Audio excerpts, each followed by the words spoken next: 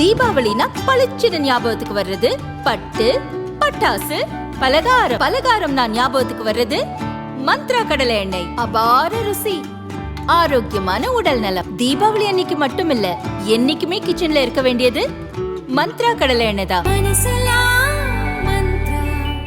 Line Kashmir honey. அழகும் வாசனையும் கமழும் காஷ்மீர் லயன் காஷ்மீர் ஹனி. அசல் தேன் அசந்தேன். உனக்கு என்ன தம்பி பிரச்சனை? உனக்கு என்ன பிரச்சனை? உனக்கு என்ன தேர்தல் ஆணையம்? அரசு சொல்றத தேர்தல் ஆணையம் தேர்தல் ஆணையம்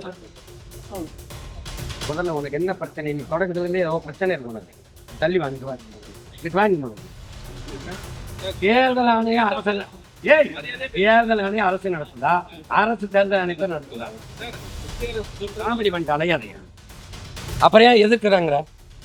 எதிர்க்கிறோம்னு ஏன் சொல்றா? நீதிமன்றத்தில் வழக்கு போட்டுருக்காங்க. எப்போ நீதிமன்றத்தில் வழக்கு போட்டா? எப்படி வழக்கு போட்டாங்க? எப்படி வழக்கு போட்டாங்க? இது எதிர்க்கிறேன்னு போட்டியா? உன்னை இன்னைக்கு இல்ல, ரொம்ப நாளா பாக்குறேன். உனக்கு ஏதோ பைத்தியம் ஆயிட்டு கேள்வியா கேள்வி.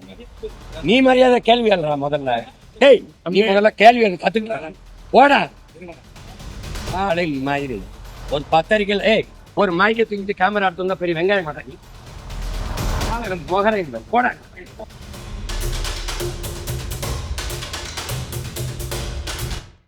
புதுச்சேரியில் நாம் தமிழர் கட்சி தலைவர் சீமான் பேட்டியளித்தார். அப்போது கோவை மதுரை மெட்ரோ திட்டத்துக்கு மத்திய அரசு அனுமதி மறுத்தது பற்றி ஒரு நிருபர் கேள்வி கேட்டார். அதற்கு சீமான் ரயில் பஸ் வசதியை மேம்படுத்தினால் போதும், மெட்ரோ தேவையில்லை என்றார். உடனே அந்த நிருபர் மெட்ரோ வளர்ச்சிதானே சார் என கூறியதும் சீமான் ஆவேசமாகி பேச துவங்கினார்.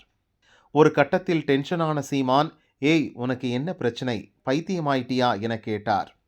மரியாதையா பேசுங்க என நிருபர் சொல்ல, நீ ஒழுங்கா கேள்வி கேளுடா, வெளியே போடா என திட்டியதால் பெரும் பரபரப்பு ஏற்பட்டது.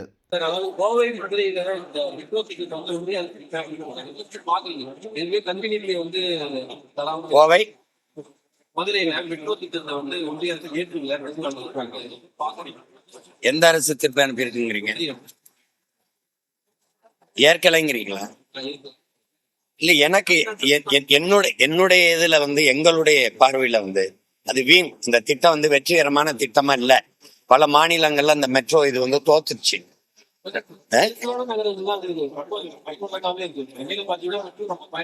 யார் சொன்னா? யார் சொன்னா? யார் சொன்னா? அதுக்கு எத்தனாயிரம்? 72,000 கோடி நீங்க ஒதுக்கிறீங்க. சாலையை ஒழுங்கா போட்டு அரசு பேருந்து நடத்ததில்ல.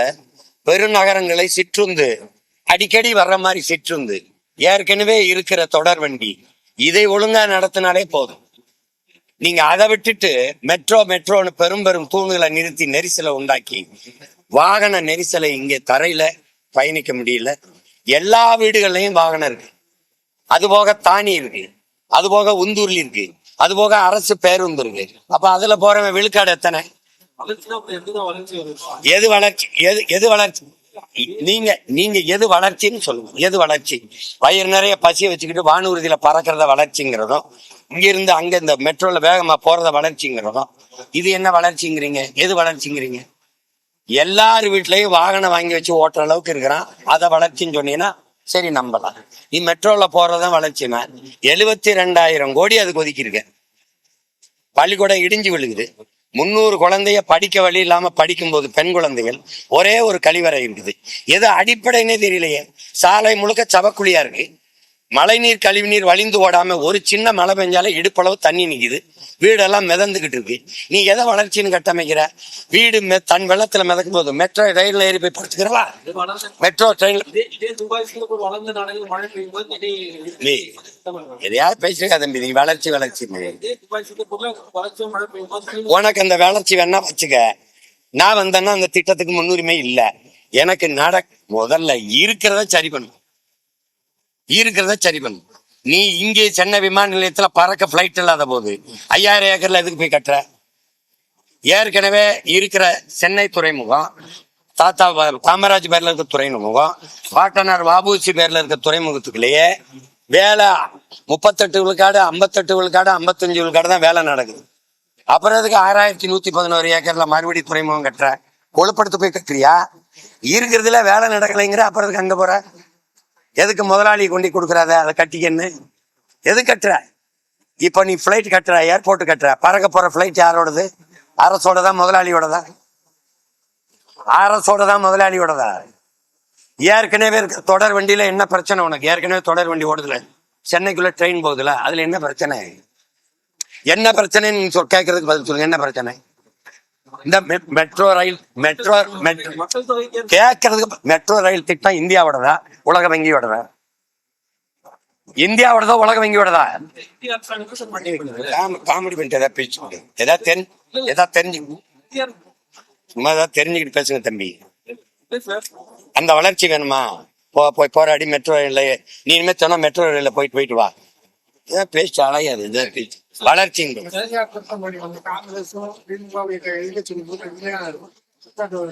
யாரு? நான் கேக்குறேன் இருங்க.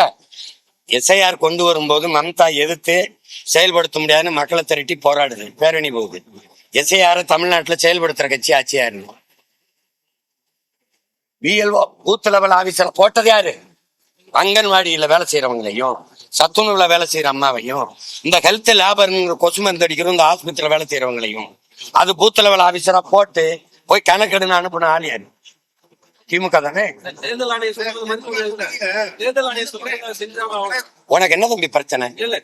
உனக்கு என்ன பிரச்சனை? உனக்கு என்ன தேர்தல் ஆணையம்? அரசு சொல்றத தேர்தல் ஆணையம் கேட்கணுமா? தேர்தல் ஆணையம் முதல்ல உனக்கு என்ன பிரச்சனை? நீ தொடக்கத்துல இருந்தே பிரச்சனை இருக்கு உனக்கு. தள்ளி வாங்கிட்டு வாங்கி மேடம். தேர்தல் ஆணையம் அரசு தேர்தல் ஆணையம் அரசு நடத்துதா? அரசு தேர்தல் ஆணையத்தை நடத்துதா? காமெடி பண்ணிட்டு அலையாதைய. அப்புறம் ஏன் எதிர்க்கிறாங்க? எதிர்க்கிறோம்னு ஏன் சொல்ற? நீதிமன்றத்துல வழக்கு போட்டுருக்காங்க. எப்போ நீதிமன்றத்துல வழக்கு போட்டா? எப்படி வழக்கு போட்ட? இதை எதிர்க்கிறேன்னு போட்டியா? உன்னை இன்னைக்கு இல்ல ரொம்ப நாளா பாக்குறேன். உனக்கு ஏதோ பைத்தியம் ஆயிட்டாங்க நினைக்கிறேன். கேள்வியா கேள்வி. நீ மரியாதை கேள்வி அல்லா முதல்ல. டேய் நீ முதல்ல கேள்வி கத்துக்கிட்ட போடா. மயிரி ஒரு பத்திரிக்கை ஒரு மைக்க தூக்கிட்டு கேமரா எடுத்துங்க, பெரிய வெங்காயம் மாட்டா நீ. மொகரையும் போடா.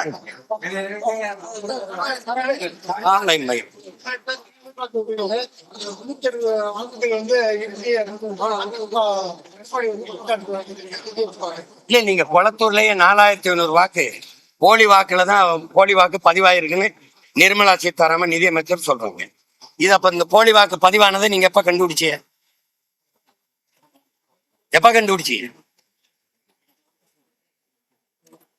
இன்னும் 2 மாசம் தேர்தல் வரும்போது கண்டுபிடிக்கிறீங்க. அப்ப அந்த வெற்றி செல்லாது நீங்க அறிவிக்க தயாரா இருக்கீங்களா? இதை செயல்படுத்துறது இப்ப எஸ்ஐஆர் செயல்படுத்துற ஆட்சி யாரோட?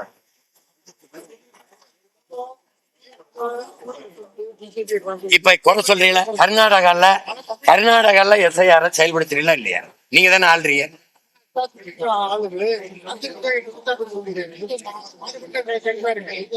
அதிமுக செய்ய முடியாது, ஏன்னா பிஜேபி கொண்டுகிட்டு வருது. பிஜேபியோட தான் இது கூட்டணி வைக்குது. அப்ப அந்த பிஜேபி கூட்டணி வரும்போது அது கொண்டு வர்ற இந்த இதை எதிர்க்க முடியாதுல்ல. எதுக்கு அப்படி கூட்டணி வைப்பீங்க? இப்போ நீங்க பூத் லெவல் ஆபீசர் ஒரு ஆபீசரா போட்டீங்க. கட்சிக்காரர் எதுக்கு கூடவே போறாரு? திமுக கட்சிக்காரர் கவுன்சிலர் மாவட்ட செயலாளர் எதுக்கு போறாரு? போகும்போது என்ன ஆகும்?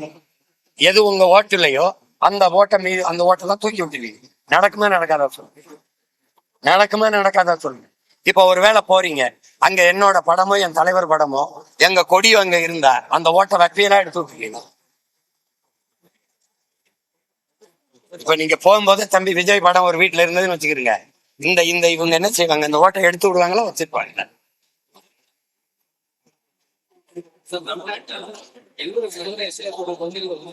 புரியல, சத்தமா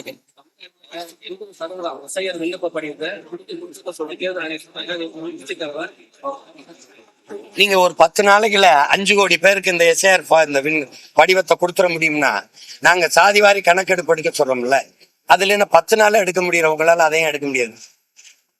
நீங்க அதுல இருக்கிற குளறுபடியை நீங்க பாக்குறீங்க. இதை கொடுத்து ஒரு இது கொடுத்து அதை பதிவு பண்ணி நீங்க கொடுத்தா February 7ஆம் தேதி இறுதி பட்டியல அறிவிப்பேங்கிறீங்க. ஒருவேளை எங்க வாக்குகள்லாம் விடுபட்டுருச்சு அப்படின்னு வச்சுக்கிறீங்க, அந்த பிப்ரவரி 10-15க்குள்ளேயே நீங்க தேர்தலை அறிவிச்சிருவீங்க. தேர்தலை அறிவிச்சிட்ட பிறகு மறுபடியும் என் வாக்கு விடுபட்டு போச்சு, இதை பதிவு பண்ணி நாம் திருப்பி வந்து என் வாக்கை புதுப்பிக்க கால அவகாசம் இருக்குமான்னு நீங்க வச்சு பாருங்க. இருக்குமா? இருக்குமா? இவ்வளவு அவசரமா இந்த வாக்கு சரி, இது சீர்திருத்த வேண்டிய தேவை என்ன இருக்கு, சரி பார்க்க வேண்டிய தேவை என்ன இருக்கு? இப்ப நம்ம ஒரு கேள்வி கேட்போம். ஒரு நிலத்துல வேளாண் பயிர் விளைய வச்சிருக்கோம், களை இருக்கு, களையை மட்டும்தானே எடுக்கணும். மொத்த பயிரையும் அழிச்சிட்டு மறுபடியும் பயிரிடுவோம் வாங்கன்னு கூப்பிட்டா இது எப்படிப்பட்ட பைத்தியக்காரத்தனம்னு நீங்க வச்சுக்கணும். எப்படிப்பட்ட செயல்? களையை மட்டும் தானே எடுக்கணும். அப்ப எங்கெங்க தவறா வாக்கு, ஒருத்தர் 2 வாக்குரிமை வச்சிருந்தாரா அதை நீக்கு. இறந்தவருடைய வாக்கு அந்த பேர் நீக்கப்படாம வாக்கு பட்டியல இருக்கா, அதை நீக்கு. அதான வேலை. அதை விட்டு மொத்தமா அழிச்சு மறுபடியும் பதிவு செய்யணும், அதுக்கான கால அவகாசம் இருக்கா? அப்ப நீ படிவம் கொடுத்து என்ன போகுது? வாக்கு திருட்டுன்றாங்க, ஒரு பக்கம் எஸ்ஐ எதிர்க்கிறாங்க. ஞானேஸ்வர் வந்து போனோட பாடல இருந்து ஆசிரியர் வாங்கிட்டு பீகார் சேர்னால அவரை தேர்தல் ஆணையரா நியமிச்சது யாரு? அரசு தானே. யார் காலில் விழுந்தாரோ அவர் தானே. அப்புறம் அவர்கிட்ட போய் வாழ்த்து வாங்காம என்ன பண்ணுவாங்க? நாம நினைச்சுக்கிட்டு இருக்கோம் தேர்தல் ஆணையம், நீதிமன்றம், அமலாக்கத்துறை, வருமான வரித்துறை, இந்த மத்திய புலனாய்வு துறையெல்லாம் தன்னாட்சி அதிகாரம் பெற்றது, ஆட்சி அதிகாரம் அதுல தலையிடாதுன்ட்டு சுதந்திரமா இயங்கும். அது சுத்த பைத்தியக்காரத்தனம்.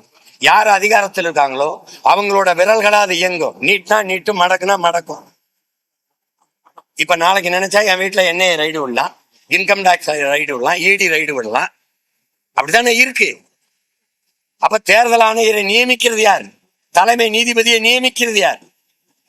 அப்ப அது யாருக்காக பேசும்? யாருக்காக பேசும்?